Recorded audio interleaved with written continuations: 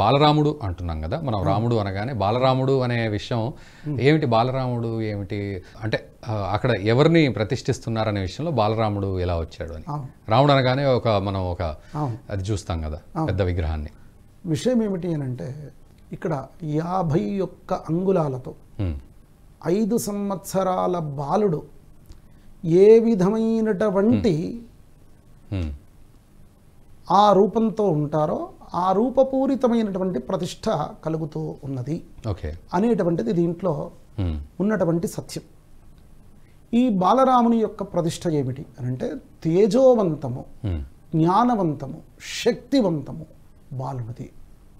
అంటే సూర్యుడు మధ్యాహ్న కాలంలో ఆయన మనకు వచ్చేటువంటి ఎండ ఎక్కువగా ఉన్నా కానీ దాని నుండి వచ్చేటువంటి మంచి ఏదైతే ఉంటుందో ప్రకృతిని కాపాడేటువంటిది 48 నిమిషాల పాటు సూర్య ఉదయంలో ప్రతిరోజు 2 గడియలు మాత్రమే మంచి అనేటువంటిది పాకుతుంది. దానితో అరుణోదయ కాలం అంటాం. అరుణోదయ కాలం 48 నిమిషాలు. అంటే సూర్యుని యొక్క బాలత్వం అది ప్రతిరోజు.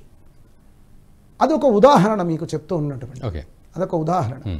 ఇక్కడ కూడా బాలత్వానికి ఏంటంటే శక్తితో కూడుకున్నటువంటి విషయం. ఆయన యొక్క శక్తి అతీతంగా ఉంటుంది. ఇంకా అంటే రాముడే శక్తివంతుడు, రాముడే ధర్మ విగ్రహము. రామునిలో కూడా అత్యంత శక్తి ఏమిటి ఇక్కడ? సూర్యుడే భగవానుడు, మనం అంతా భూమండలాన్ని కాపాడేటువంటి వారు ఆయన్నే. కానీ ఆయనలో ఉన్నటువంటి విశిష్టపూరితమైనటువంటి సమయాలేమిటి, యవ్వనం ఏమిటి, ఆయన యొక్క బాలత్వం ఎప్పుడు ఆయన అత్యంత తేజోవంతంగా ఉన్నాడు. ఎప్పుడయ్యా అంటే 5 సంవత్సరాల కాలంలో అత్యంత తేజోవంతంగా ఉన్నటువంటి స్థితి.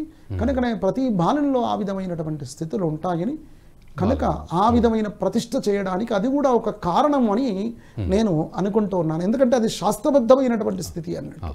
కనుక మనలో జ్ఞానత్వం పెరగడానికి కూడా ఇప్పుడు 5 సంవత్సరాలకు పిల్లవాడిని స్కూళ్ళల్లో వెయ్యాలని, ఇంకేదో 5 సంవత్సరాలు ఉపనయనం ఎప్పుడు చెయ్యాలంటే గర్భాష్టమానికి తల్లి గర్భంలో పడిన 8వ సంవత్సరం అని అనుకుంటూ ఉన్నారు.